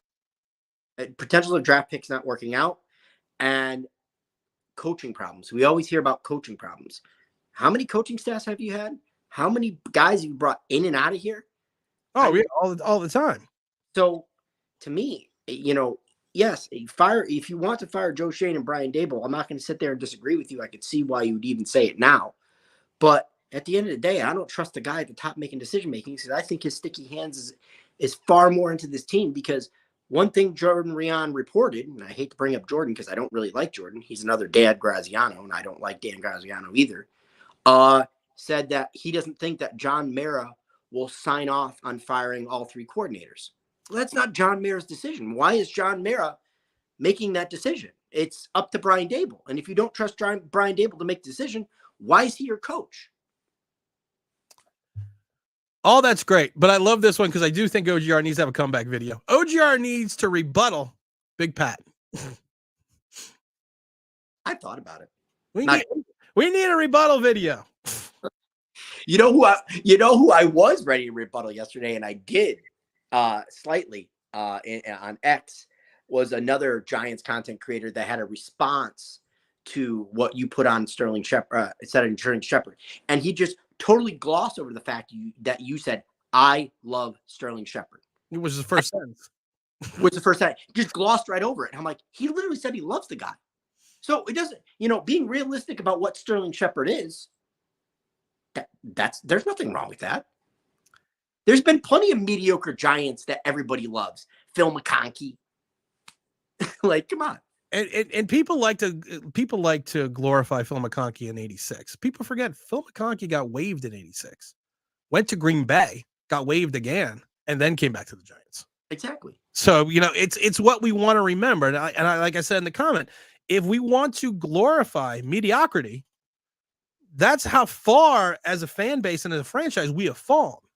Because I also pointed out the fact that Ruben Randall in 4 seasons had over 2,600 yards and almost the same amount of touchdowns as Sterling Shepard. But Ruben Randall was a disgrace to the franchise. You had Hakeem Nicks, Ike Hilliard, Amani Toomer, Victor Cruz. Yeah, even Chris Callaway had better seasons and were meant more to the franchise at that point in time than Sterling Shepard ever did. Same with someone like Mario Manningham. But for some reason, we have to sit there and go, well, because he's retiring, he's a great Giant. He hasn't been good in 3 years. I'm sorry. And we kept him on the roster for what? And we paid him for 3 years after we gave him that money after OBJ left, and he never became anything that we thought he was going to be once he was going to be a main target. I'm sorry. And you know what? It's not like you're vilifying the guy. You said you love him. You're giving him respect. But, I mean, most of all rosters are made up with average players. I mean, you do have, your starting 22 is good to great. And then most of your roster behind that is average guys that people fall in love with. I mean, that's fine. But be honest about what they are, but love them for who they are. Like, there's nothing wrong with that. And that's exactly what you did. I think that's great. Mr. Esquire says, do I have any sound effects for Parcells? I used to have the Bill Curry one, but I think I have one. Let's see here. I don't want you to get nervous because that's not Michigan State down there. That's Philadelphia, okay, kid? You're not sick tonight. I love that because that was with Jumbo Elliott when Jumbo Elliott's first game, and he told him that's not Michigan State down there. Don't get nervous. My favorite Bill Parcells quote was back in '86 or '85, I think it was, with Bill Curry, the former Giant safety. And Parcells comes out to the game and tells Curry, hey, listen, they might try something big right off the bat. And Curry looks at him and goes, okay. And Parcells looks at him and goes, and last week I told you the same thing and you forgot to remember. Remember? And I thought that was one of the greatest Bill Parcells quotes ever. I like the squabbles with Phil Simms on the sidelines. Those are my favorite Bill Parcells. Oh, I know. I always love when he told Phil Simms, he's like, hey, I'll call the plays. Phil's like, well, give me something, man. I don't know what you're calling. Mr. Esco, let's see here. Let's see. Every time I see Big Tim hates to hear it. John Mara is running the team, not Reese, not Gettleman, not Shane. Since 2012, it's a consistency is John Mara. The Maras have been in charge of the franchise since the Giants' inception. They also, since their Giants' inception, you don't bring. The other thing is, I want to point out, you don't bring in a partner if you're not struggling financially too. The Maras have made very poor decisions. I appreciate the Maras for what they've done because they have given us Super Bowls. Obviously, Wellington signing. Can't think of the Hall of Famer GM there that turned the whole franchise around. George Young, yeah. Let's see here. I love this one because Shep was kept on the roster for leadership. What happened to that blow up? And I know you're being facetious. I know what you're doing. You're being facetious. What happened with that blow up with that guy, with that Darius Slayton guy who never says anything? Got swept under the rug. Got swept under the rug. It's okay. You know what? I feel justified, because I'm one of the very few Giants content creators. People thought I was when I first wore my Darius Slayton jersey in his rookie year. I said I thought this guy was going to be something, and he's been the most consistent wide receiver since his year on this team. I'd love Darius Slayton. You know, I'd love Darius Slayton. Darius Slayton to me, when people didn't want to sign him, like, how can you not sign him? How can you not bring him back? He's your best wide receiver, even now. Now he is not. Let's he is not a number one wide receiver. He reminds me of a faster Ike Hilliard, and obviously can play outside where Ike Hilliard plays.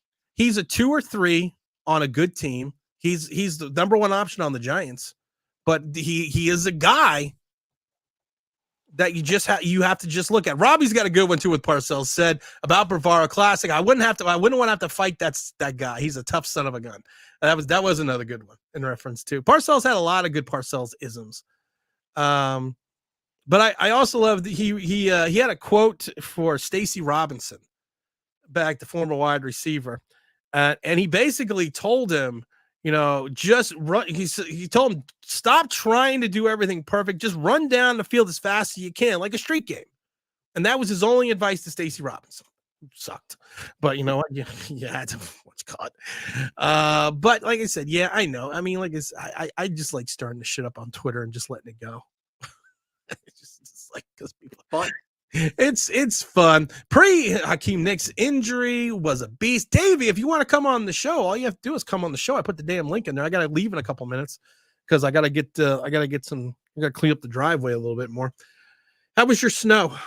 My snow, we're probably between 6 and 7 inches, with probably another inch or two to fall. Yeah, we're getting snow right now. It's been snowing since this morning, and then we're supposed to get rain, and then supposed to turn to ice. I mean, the good news is not really good news. It's supposed to rain Tuesday for us, Tuesday into Wednesday. So I imagine midday Tuesday for you. Yes, we're the biggest question that I have right now. Did you get Mario Maker? In the process. It's still in the works. The kid's not sure if they want it. Tell you, man, they say that. My son was probably about your son's age when we got a Mario Maker, and I laughed because we got it on Halloween, and Davey's there. I'm gonna say hi to Davey in a minute, and it was Halloween, and he was literally dressed as Mario.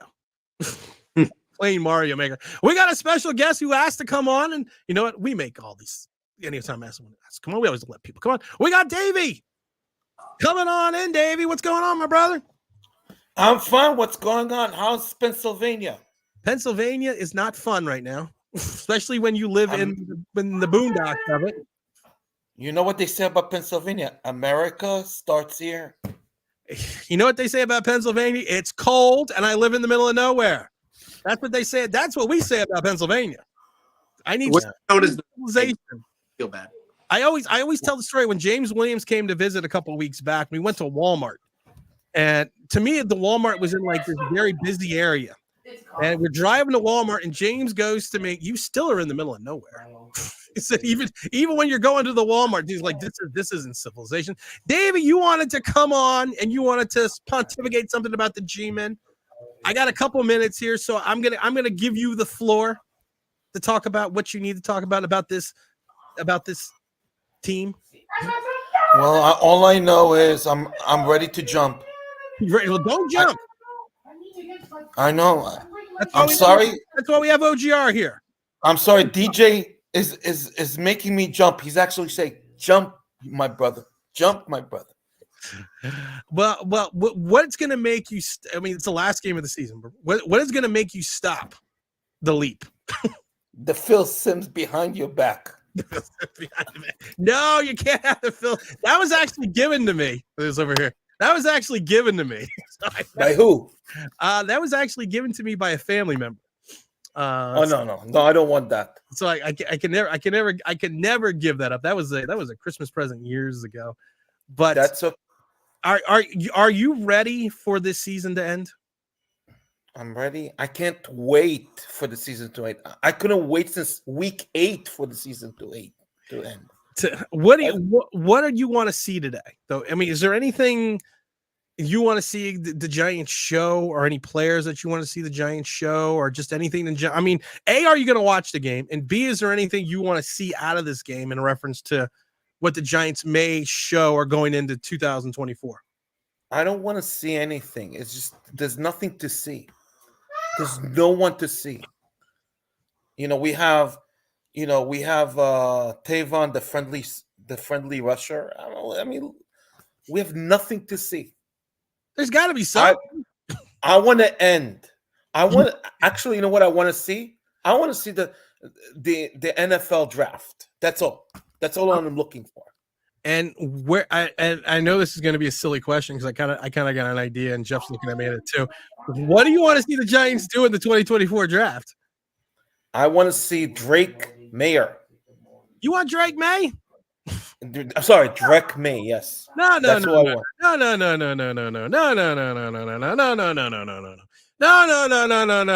Wonka. Nope. No Drake May. No Drake May. I want the second coming of Trubinsky. You want the second coming of Daniel Jones if you're going with Drake May. Hey, I could have asked for that Duke quarterback that's coming out this year. No, he transferred. Where is he going? Jeff, where is he going?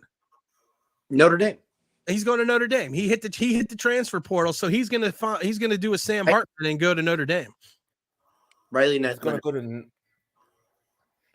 So we don't need to worry about that. I love T-Brad said Another Rudy. T-Brad say Pennsylvania is Philadelphia, Pittsburgh, and Alabama in the middle. T-Brad knows because T-Brad doesn't live too far from. Well, he does live far, but he doesn't live too far away. And Robbie said it's Kayvon, the friendly pass rusher. Davey, I mean, there's got to be a player here on this roster that you enjoy to watch. There has to. Now, today, nothing. No one. Zero. I wanted Hyatt just totally missed the marks with me. I don't like those backup quarterbacks. See how much I know already? I'm like, I don't even know who's the quarterbacks anymore. You don't like Tommy DeVito. You don't like Tommy Cutlets or Tyrod. No. Tommy DeVito is just, you can see he's not he's a backup quarterback. You can see it. You can see that. Listen, everybody that wants to see, Tommy DeVito, I want Tommy DeVito. They're just saying that because they have nothing to watch. They're just ready to jump like me. Well, we're hoping you don't jump.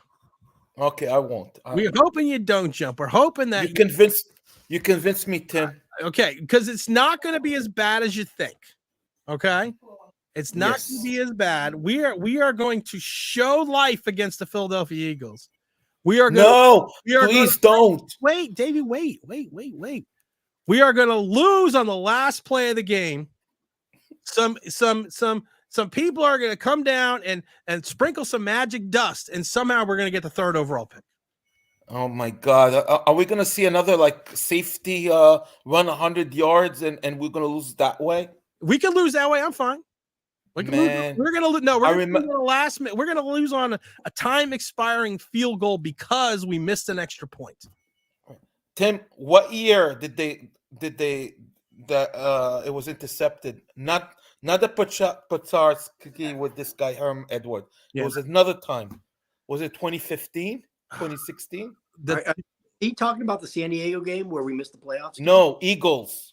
Okay. We lost in overtime over a pick six. I think in overtime. I'm not sure.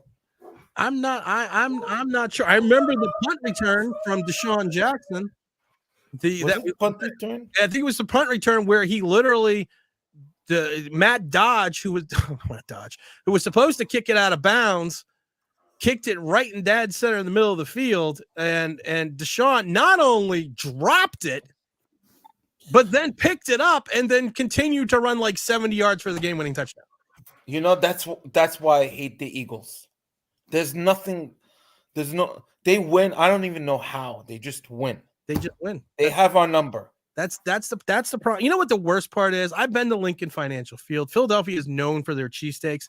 They have the worst cheesesteaks in Philadelphia and Lincoln Financial Field. They have the worst. They have Pat's. They have Geno's. Not that far away. Philadelphia, the Link has the worst cheesesteaks. One of the nicest jails, but one of the worst cheesesteaks you could ever have. Yeah, and they also are the Giants are the Eagles' bitch. That's what we are. We're the Eagles' bitches. Right now we are. But we're going to go into 2024 with a positive attitude.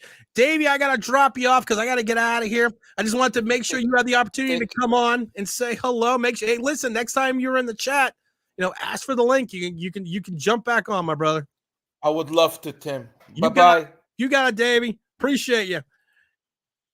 Yes, they do have a nice jail. a lot better than the old vet.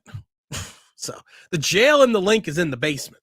Just so you know, it's a good place to put a jail. Just a good place to put a jail. And the state troopers are so much nicer than the ones that they had at the Link. I still want to know how you know that jail's nice. Yeah, I'm not gonna talk about how I know the jail's nice at the vet either as well. So. That was the younger Tim. Robbie says, I remember Tom Coughlin going off on the punter. Who does not remember that Matt Dodge punt? Oh, I mean, it's one of those things. I was there for the Miracle of the Meadowlands. I wasn't there for the Matt Dodge punt, but I watched it. But you saw Coughlin's face literally when the ball came off Dodge's foot. And it went right to the middle of the fucking field. I mean, he was jacked, but he couldn't punt worth to save his life. I mean, he went right to the middle of the field. And then you thought there was hope because he fucking dropped it. And it's almost like that the Giants slowed down because they saw him drop the ball. That's exactly what happened. And it looked like he was going to just fall on it and they were going to tag him down. No, he picks it up and runs it in for a motherfucking touchdown. Didn't he reverse field on that one too? Yes, he did. Yeah. It's almost as bad as the Flipper Anderson playoff loss catch where he with the Rams, where he basically caught that pass and just kept running and ran into the Giants tunnel after he caught that pass to beat the Giants in the playoffs. I remember the San Diego return for a touchdown to knock us out of the playoffs. Yep. People just chucking snowballs. Yep. It was bad. Zero Dark, he still loves the cave on the friendly pass rusher. So we're gonna give it for Zero Dark as well, because here we go. That was a birthday present for James Williams. I created that sound effect just for James. Hey kids, look over there. Who is it? It's Kayvon, the friendly pass rusher. Oh no, now he's gone. Had to go out and buy a new TV after the Deshaun Jackson run back with the punt. Yeah, I can understand that. Jovi says, all this losing talk about the draft in week 5 had me appreciate how the Eagles and Cowboys built the roster. Jalen Hurts, Trayvon Diggs in the second round. Yeah, I mean, it is what it is. Hi. Whoever came in the background grabbed a sock, it looked like. Someone's feet gold. He's getting stuff ready. My son has soccer practice later today. Believe it or not. Soccer practice in the snow. I can believe it. All right, I got to get out of here as well because I got to shovel some snow. What's your final thought of this? Now everyone wants to say 2024 season. It's really a 2023 season. Yeah, the ending of the 2023 season. Ending of the 2020. Someone IM'd me. Well, Tim, it's not the 2024 draft. I'm like, yeah, it is 2024 draft because we're still in the 2023 season. Just happens it goes over into 2024. That's why they call it the 2023-2024 season. But go ahead. For me, I am looking for guys just to go out there. I want to see Ojulari get a sack because why not? I still like Ojulari. 100 years. Jalen Hyatt get a touchdown, and we'll see how it plays out. I would like to see Jalen Hyatt get a touchdown. That would be nice. If I had to speculate, if I had to say one thing that I was looking forward to today, I think it would be a Jalen Hyatt touchdown, a bomb. not getting caught from behind a bomb. That would be nice. I would like to see Tyrod kind of play well. I don't know if this is like I think Tyrod will be back, but I don't think he's going to be with New York. I think he's going to go someplace else, but I don't think this is the end of his career. But I like to see him play well, and I like to see Saquon get 1,000 yards. Same here. And then the other thing I want people to pay attention to is pay attention to halftime, because obviously everybody's going to be flipping between the Washington and Dallas games. Yeah. Both games are going to go side by side. Don't be surprised if Dallas is blowing out Washington, that Nick sits his guys after halftime. Like if it's 35-0 or 24-0, I could see Nick Sirianni doing that. I'm gonna make a prediction. Ooh, I love Tim's. I'm going to make a prediction. Nick is not going to rest his starters. He's not. No, I'm talking the entire game. No matter what, unless the Giants are up big. Let's say the Giants are up 35-17 going into the third. Then he'll rest his starters. But to someone's point, and Robbie, take care, and God bless you guys as well. Robbie also says, hey, I missed the snow. Ain't no snow in SoCal. I'm going to tell you this. He is not going to rest his starters because he does not. Because someone pointed this out earlier in the chat. He doesn't want to go into the playoffs on the road with a loss. Oh, absolutely. He wants this win. He could taste this win. They need it more than anything else. If they lose the Giants going into the playoffs, I guarantee they're losing in the first round. I guarantee they're losing the first round. And I think as a punishment, if they are not playing well enough, that he keeps his team in there. But I do think he wants this win. I do think that. I also want to point out the fact that, like I said, it just surprised the hell out of me, and I never even thought about this until today, that Mike Kafka does look like Cody Bell from Burn Notice. And Burn Notice was a great show too. Great show, Michael Weston. But he looks just like him. So maybe when he gets fired as the offensive coordinator, he can go on. Maybe Burn Notice will make a comeback, and he can replace Cody Bell as the character Jesse, the intelligence officer.